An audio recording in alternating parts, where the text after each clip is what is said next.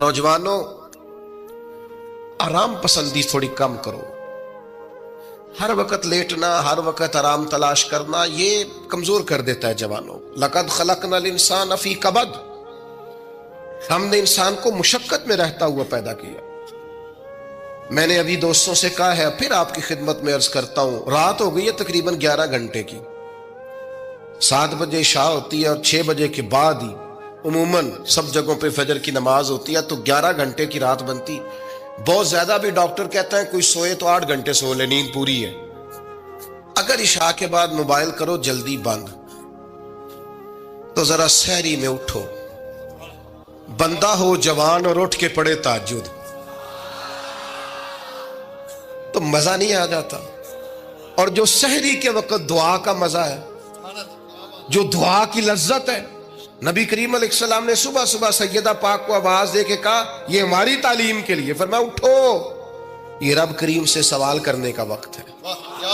پچھلی راتی رحمت رب دی کرے بلند آوازہ، او بخشش منگن والے کارن کھلا جے دروازہ۔ لیکن ہمارا مسئلہ یہ ہے کہ جس ٹائم جاگنا ہے اس ٹائم سوتے ہیں، جس ٹائم سونا ہے اس ٹائم۔ ایک گزارش تو یہ ہے کہ کوشش کریں ان راتوں میں تو کم از کم تہجد پڑھی جائے، اور یہ کوشش کر کے دیکھیں، مزہ آئے گا۔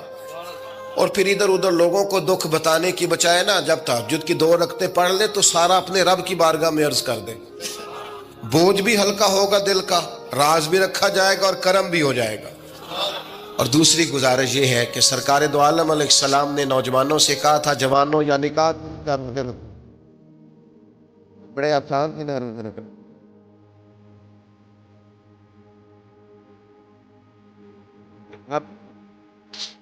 اللہ تعالیٰ سب کو برکات عطا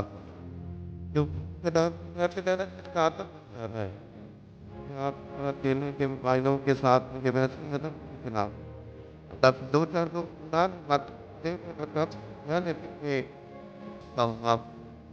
بھائیوں، اللہ کریم نے ارشاد فرمایا کہ آپ بھائی نے بندہ بنا ہے، اللہ کی جانب کا۔ نبی اکرم صلی اللہ تعالیٰ علیہ وسلم بتائے یار بتائے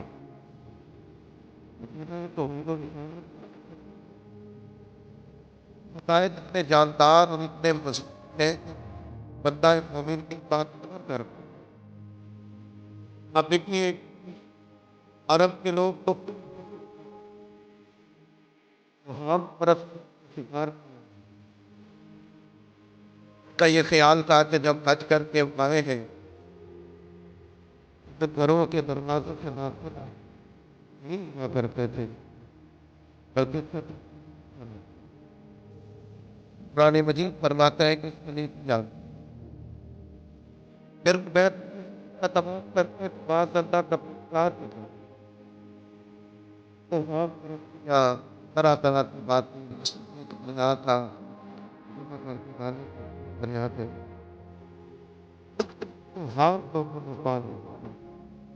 آج مسلمانوں کے اندر ڈھیر کا باعث بن، اس کی کو ذرا کم کر دیں بھائی۔ آپ دیکھیے لوگ علماء کے پاس نہیں جاتے، باباؤں کے پاس جاتے، تعویذ دھاگا، کالا جادو، نیلا جادو۔ جس نوجوان کا کام کرنے کو دل نہیں کرتا اسے جادو ہو جاتا ہے۔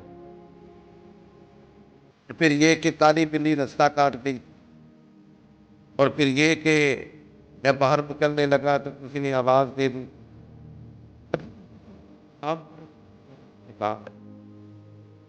نبی پاک صلی اللہ تعالیٰ علیہ وسلم داعی اللہ ہے، سرکار حضور علیہ السلام کے فیوزات روحانیہ سے لوگوں کے دل طاقتور ہوتے تھے، مضبوط فکریں، مضبوط عقیدے سرکار کے وسیلے سے مسلمانوں کو نصیب ہوئے۔ ہم جیسے جیسے دیکھیں نا، تصوف اور طریق میں آپ کو عرض کروں، صوفیہ کرام کا اصل موضوع عقیدہ توحید ہے، اصل موضوع ان کا ہے۔ یہ وہ لوگ ہیں جو لوگوں کو صحیح معنوں میں توکل کا صبر کا، شکر کا، قناعت کا، رجوع اللہ کا سبق دیتے ہیں. اصل موضوع ہی ان کا ہے. لیکن اب چونکہ صوفیہ کی جماعت میں وہ لوگ اللہ ماشاءاللہ خال خال رہ گئے، اور پھر یہ کہ بیٹھ گئے تعویذ دھاگے دینے والے، زاغوں کے تصرف میں، عقابوں کے نشے من. نتیجہ اس کا بڑا خطرناک برآمد ہوتا ہے. مضبوط فکریں، کبھی آپ اس روایت کو دیکھیں اور یاد کر لیں نا تو یہ بڑا نفع دیتی ہے. نبی کریم علیہ السلام نے حضرت عبداللہ ابن عباس رضی اللہ تعالیٰ عنہ سے فرمایا، عبداللہ، ساری دنیا مل کے تیرا بھلا کرنا چاہے کر نہیں سکتی جب تک رب نہ چاہے. اور فرمایا سارے دنیا دار مل کے تیرا کچھ بگاڑنا چاہے بگاڑ نہیں سکتے جب تک رب نہ، چھوڑ دے بیٹا، آپ جب تک اللہ نہ چاہے. تو پھر رجوع تو اللہ کی جانب کرنا چاہیے. نبی اکرم صلی اللہ تعالی علیہ وسلم نے اپنی امت کو توانائی اس بات سے دی کہ اللہ ہمارے ساتھ ہے. آپ دیکھیے فکری تندرستی کتنی زیادہ ہے کہ 1000 کے مقابلے میں 313 لوگ ہیں. نہ اسلحہ پورا ہے، نہ گھوڑے پورے ہیں، نہ خوراک پوری ہے، لیکن وہ میدانوں میں اس طرح لڑے ہیں کہ 1000 کو بھاگنے پر مجبور کر دیا. وہ ابو جہل نے جب کہا نا جاسوسوں سے کہ جاؤ پتہ کر کے آؤ، تو انہوں نے آ کے کہا وہ تو 313 لوگ ہیں، بچے بھی ہیں، بوڑھے بھی ہیں، چیز کوئی نہیں پاس. تو ابو جہل کہنے لگا پھر تو انہیں گھوڑوں کی پشتوں پر باندھ کے مکے لے جائیں گے، وہاں جا کے دیکھیں گے کیا کرنا ہے. تو جاسوس کہنے لگا سردار اگلی بات بھی سننا، ہے تو 313 لیکن جان ہتھیلی پہ رکھ کے آئے. جس کے خیمے کے پاس سے گزرے ہیں شہادت کی دعا مانگتے دیکھا ہے. ان کی آنکھوں سے چمکتی ہوئی روشنی اور ان کے لفظوں سے پھوٹتا ہوا ولولہ اور ان کی آوازوں سے نکلتا ہوا دبدبا کسی جگہ بھی انہیں کمزور نہیں ہونے دیتا. ان کے اندر کہیں بھی کوئی کمزوری نہیں آنے دیتا. غریبی کا نام لے کے سارا دن پریشان ہونا، غریبی کا نام لے کے اپنے آپ کو مظلوم ثابت کر کے لوگوں کو مدد پر اکسانا بندہ مومن کا یہ طریقہ نہیں ہے. اپنی توجہ اللہ کی جانب کرے، نبی رحمت علیہ السلام کی بارگاہ میں استغاثہ پیش کرے. لیکن دنیا داروں کو مائل کرنا، لوگوں کی جیبوں کی طرف دیکھنا، یہ مومن کی شان گردن کو جھکا دیتا ہے. خیرات کا پتھر جہاں میں مانگنے والوں کے سر کبھی اونچے نہیں ہوتے، اور غیرت ہے بڑی چیز جہانے تگو دو میں. بھائی آپ طاقتور بنے. دیکھیں نا، ایک نوجوان نے آ کے حضور کی بارگاہ عالی مرتبت میں عرض کیا تھا، یا رسول اللہ صلی اللہ علیہ وسلم غریب ہوں کچھ دیجئے. تو حضرت جابر ابن عبداللہ رضی اللہ تعالیٰ عنہ فرماتے ہیں ہم نے حضور سے بڑا کچھ سنا، یہ لفظ نہیں، لفظ لا، یعنی میرے پاس نہیں ہے، یہ ہم نے حضور سے سنا ہی نہیں. ایسا کوئی محبوب کہیں ہوگا نہ کہیں ہے، بیٹھا ہے چٹائی پہ مگر عرش نشیں ہے، اور ملتا نہیں کونین کو کیا کیا تیرے در سے، بس ایک لفظ نہیں ہے جو تیرے لب پہ نہیں ہے. اور یہ فاضل بریلوی رحمت اللہ علیہ کا انداز بھی دیکھیے، کہتے ہیں واہ کیا جود و کرم ہے شہ بتہا تیرا. اور یہ ذرا دیکھیے شعری ذوق دیکھیے، واہ کیا جود و کرم ہے شہ بتہا تیرا، نہیں سنتا ہی نہیں. نہیں کیا انداز ہے. اب یہ کیسی زبان ہے اور کیسا یہ محاورے کا استعمال ہے. جو شعری ذوق رکھتے ہیں وہ سمجھیں، کہتے ہیں نہیں سنتا ہی نہیں. کون؟ مانگنے والا تیرا. یا رسول اللہ آپ سے مانگنے والا نہیں سنتا، حضور عطا کرتے. اور ایک جگہ پہ فرماتے ہیں میرے کریم سے گر قطرہ کسی نے مانگا، دریا بہا دیے ہیں دربے بہا دیے ہیں.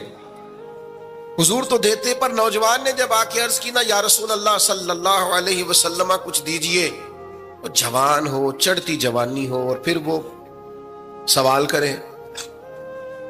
ہمارے ساتھ ایک دوست پڑھا کرتا تھا، یہ 3 مہینے کی چھٹیاں ہوتی تھی تو وہ مستریوں کے ساتھ مزدور لگ جاتا. ہم نے اسے کہا یار تو مطلب 9th 10th کے اندر مزدوری کرنے جانا, تو کہندا سی یار میں قد میرا ایڈا بڑا, ہن ابا جی کو مانگ دیا شرم آؤندی. یہ سوچ نوجوانوں میں پیدا ہونی ضروری ہے. اب میں ابا جی سے مانگوں, یہ تو دینا چاہیے. اس نے آ کے عرض کی یا رسول اللہ صلی اللہ علیہ وسلم کچھ دیجئے, تو حضور فرمانے لگے تیرے پاس کچھ بھی نہیں. اس نے کہا ایک پیالہ ہے میرے پاس گھر میں اور ایک کمبل ہے. اتنا غریب بندہ ہے کوئی محفل میں جس کے گھر میں ایک ہی پیالہ ہو, ایک ہی کمبل ہو؟ کوئی بھی نہیں اتنے بڑے مجمع میں. لیکن اگر کوئی ہماری غریبی کا رونا پوچھے تو میرا خیال ہے ہر تیسرا بندہ دوسرا بندہ غریب ہے, اور بڑا ہی غریب ہے. ایک پیالہ ایک کمبل. کریم نے فرمایا لے کے آؤ. وہ لائے تو محبوب فرمانے لگے کون خریدے گا؟ ایک نے کہا 1 دینار, ایک نے کہا 2 دینار. محبوب نے بولی لگوا دی, 2 دینار کا بیچ دیا. فرمایا جا 1 دینار کی روٹی لے جا. یہ نوجوانوں کو فکر دی کہ وہ انویسٹمنٹ میں تم نے ذات سے اپنے گھر سے لینی ہے. وہ 10-15 ہزار کا ٹھیلا بھی کسی سے نہیں کہنا تو لگا کے دے. جاؤ 1 دینار کا کھانا لے جاؤ, 1 دینار کا کلاڑا خرید کے لاؤ. صحابہ فرماتے ہیں وہ کلاڑا لایا, پر نصیب دیکھو اس کلاڑے میں دستہ نبی کریم نے اپنے دستے مبارک سے لگایا. فرمایا جا جنگل میں جا کے لکڑیاں کاٹ اور بیچ, کھا بھی اور کھلا بھی, پی بھی اور پلا بھی, 10 دن مجھے نظر نہ آنا. یارو یہ کیا بات ہوئی؟ مایوس رہنا, کمزور رہنا, فلانے نے میرے ساتھ تعاون نہیں کیا تو میں پیچھے رہ گیا, فلانے نے ہاتھ نہیں پکڑا. تو اپنی دنیا آپ پیدا کر, اگر زندوں میں خود جد و جہد کر, میدان میں اتر, ہمت کر. حضرت حسن بصری رحمت اللہ علیہ کے پاس ایک نوجوان نے آ کے عرض کی حضور بس آج کے بعد میں نے کام نہیں کرنا. فرمایا تمہیں کیا ہوا ہے؟ کہنے لگا آج میں نے عجیب منظر دیکھا ہے. میں نے دیکھا ہے کہ ایک شیر نے شکار کیا بکرے کا, آدھا کھایا ہے, آدھا منہ میں پکڑ کے پہاڑی پہ چڑھ گیا. وہاں ایک نابینا لومڑی بیٹھی تھی, باقی کا اس نے اسے کھلایا ہے. تو حضور میں یہ سمجھ گیا ہوں کہ جو رب اس نابینا لومڑی کے لیے بندوبست کرتا میرے لیے بھی کرے گا, لہذا میں نے کام نہیں کرنا. حضرت حسن بصری بڑا مسکرائے, فرمانے لگے کہانی میں کردار تو نے 2 دیکھے, ایک شیر ایک لومڑی. فرمانے لگے کیا بات ہے تیری, تو نے لومڑی بننے کا پروگرام بنایا, شیر بننے کا کیوں نہیں بنایا؟ تو شیر بننا, شکار کر, خود بھی کھا دوسروں کو بھی کھلا. یہ کیا بات ہوئی؟ امت کے جوان فائلیں لیے دفتروں کے چکر لگاتے اور اپنی بغل میں کاغذات لیے امبیسیوں کے پھیرے کاٹتے اور ایجنٹوں سے سوال کرتے کہ مجھے ملک سے باہر جانا ہے, کیا طریقہ ہے؟ یہاں رہ کے بھی محنت ہو سکتی ہے, اپنی مٹی پہ چلنے کا سلیقہ سیکھو. سنگ مرمر پہ چلو گے تو پھسل جاؤ گے. دوستو سنو, میرے کریم نے فرمایا جا لکڑیاں. ایک پیشہ برا ہے میرے بھائیوں, ایک پیشہ, وہ ہے کسی کے آگے ہاتھ پھیلانا. باقی دنیا میں کوئی پیشہ برا جو ٹھیلا لگاتا ہے اور مالٹے بیچتا ہے اور سیب بیچتا ہے, بڑا عزت والا آدمی. یہ شارٹ کٹ چھوڑ دو, دوسروں پہ بھروسہ کرنا چھوڑ دو. وہ شاعر ایک بیٹھا تھا نا, شاعر مجھ سے ناراض نہ ہو جائیں, تو کئی دفعہ وہ شعر و شاعری میں بھی ان کی حالت بڑی خستہ ہو جاتی ہے. جن دنوں لوگ پتلے کپڑے پہنتے ہیں, بعض شاعروں نے ان دنوں میں بھی موٹی چادر لی ہوئی ہوتی ہے. تو ایک جگہ بیچارہ بیٹھا تھا کونے میں, اللہ ماشاءاللہ سب کی بات نہیں, تو حالت ایسی خستہ تھی. ایک بندہ 5 روپے پھینک گیا, تو تھا خوددار, بڑی تکلیف کو اٹھا اپنے پیسے. تو اس نے کہا آپ کی حالت بتا رہی ہے, آپ کو ضرورت ہے. اس نے کہا ضرورت پڑی تو اللہ رسول سے مانگوں گا, تیرے سے کیوں مانگوں گا؟ شعر بڑا قیمتی کہا. اس نے کہا یہ آرزوئے کرم اور میں آپ سے کروں, یہ آرزوئے کرم اور میں آپ سے کروں, یہ بھیک اس کو دیجئے جس کا خدا نہ ہو. میں تو وارث ہے میرے اللہ رسول, میں کو لوارث ہوں کہ تیرے سے مانگتا پھروں.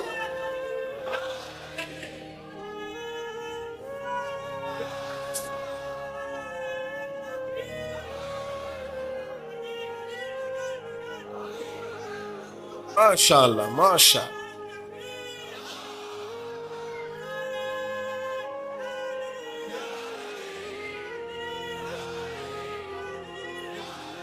بس ہم سمجھے ہماری قیمت وصول ہو گئی. اگر خودداری پر نوجوان نعرے لگانے لگ گئے تو پھر تو بات بن گئی. لگتا ہے محنت کا ارادہ بن گیا ہے. انشاءاللہ تعالی کشکول ٹوٹنے کا ٹائم آ گیا ہے.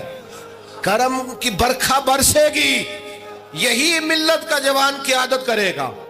اور یاد رکھنا ہمیشہ قیادتیں غریبوں کے بچوں نے کی ہیں. جنہوں نے آدھی قیمت پہ کتابیں لے کے پڑھی ہیں, بڑی ڈگریاں انہوں نے حاصل کی ہیں. یہ کمزور نہ پڑھو. نبی پاک داعیہ اللہ ہے, حضور نے جگایا ہے.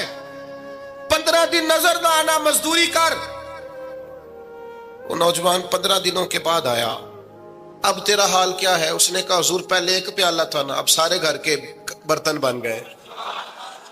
پہلے ایک بستر تھا, اب سارے گھر کے بستر. اور نوجوانوں, ہم نے سہارا بننا ہے. ماں سے کہنا ہے اب تو نے آنسو نہیں بہانے, تیرا پتر بڑا ہو گیا ہے. بہن سے کہنا ہے اب تو کبھی پریشان نہیں ہوگی, تیرا بھائی بڑا ہو گیا ہے. بوڑھے باپ کے پاس بیٹھ کے کہنا ابا جی بس اب آنسو پوچھ دو, آج کے بعد پریشان نہیں ہونا, پتر جوان ہے. اپنی بیوی سے بچوں سے کہنا کہ کسی خواہشات پوری کرنے کے لیے تمہیں دیر تک انتظار نہیں کرنا پڑے گا, ہم میدان میں ہیں. بس اپنی مٹی پہ چلنے کا سلیقہ سیکھو. سنگ مرمر پہ چلو گے تو پھسل جاؤ گے. نبی پاک نے محنت کو سپورٹ کیا ہے, مشقت کو سپورٹ کیا. حضور علیہ السلام نے فرمایا سب سے بہترین کمائی وہ ہے جو تو اپنے 2 ہاتھوں سے محنت کر کے کھاتا ہے. فرمایا اللہ کے نبی حضرت داؤد علیہ السلام محنت کر کے کمایا کرتے. سنگیو کام کرنا. اور دوسری بات, بھروسہ اللہ رسول پہ. بھروسہ, ادھر دیکھو میری طرف. دنیا داروں سے امیدیں لگا لیتے ہو بہت زیادہ, تو دنیا دار بندے بیچارے کمزور ہوتے ہیں. جی یہ الیکشن کے دن تھے, گزشتہ سے پیوستہ الیکشن جو گزرا ہے, تو میرا ایک پیار والا دوست بھی ایک ایم کے امیدوار کا بڑا ووٹر سپورٹر تھا. یہاں اس نے اس کا بیج فوٹو والا لگایا ہوا تھا. میں رات کو دیر سے جلسے سے لوٹ رہا تھا تو وہ کھڑا تھا باہر, اور اندر امیدوار صاحب تقریر کر رہے تھے. میں نے کہا ادھر آ. وہ آ گیا. میں نے کہا تو بڑا ووٹر سپورٹر ہے, جا تقریر سن جا کے. تیرا لیڈر تقریر کر رہا ہے, تو باہر گھوم رہا ہے. کہندا ہے پیر صاحب جھوٹ پہ ماردا جو سارے جھوٹ بول رہا ہے, کرنا کرانا کچھ نہیں. تو میں کہ یار جی ایڈے پکے ووٹر سپورٹر نو بھی پتا ہے کہ جھوٹ پہ ماردا ہے, تو ہم تو ویسے ہی سپورٹر نہیں ہیں.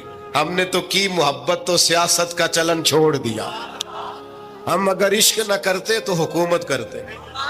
او بھائی, جب پکے ووٹر سپورٹروں کو امیدیں نہیں ہیں تو آپ کن سے امیدیں لگائے بیٹھے ہیں؟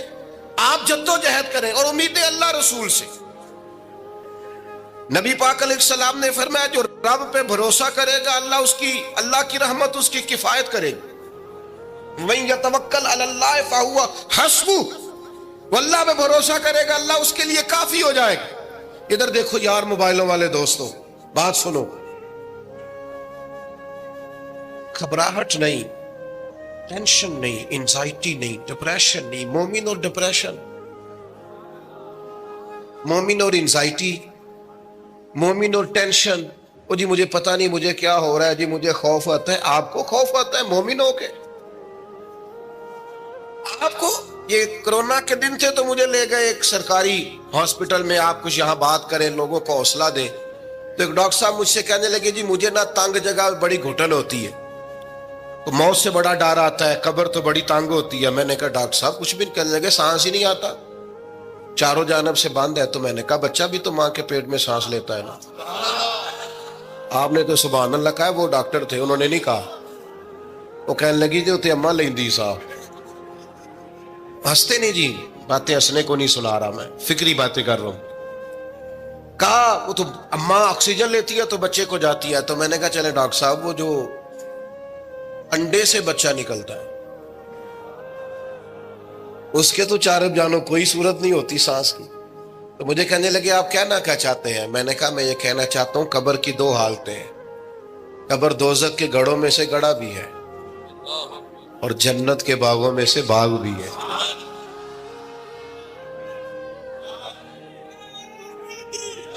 سنو یار, اللہ آپ کو خوش ہو. ماشاء اللہ. سنیں جی, سنیں. میں نے کہا اگر کسی کا یہ ذہن بن جائے کہ مرنے کے بعد میں نے باغ میں جانا ہے, 1 منٹ کے لیے سوچو نا یار. یعنی ادھر قبر بند ہوئی تو نیچے باغ, اور باغ بھی معمولی نہیں, جنت کے باغوں میں سے باغ. اور باغ ایسا شاندار جس میں آنکھ کھلی تو پہلی زیارت ہی مدینے والے معبود کی.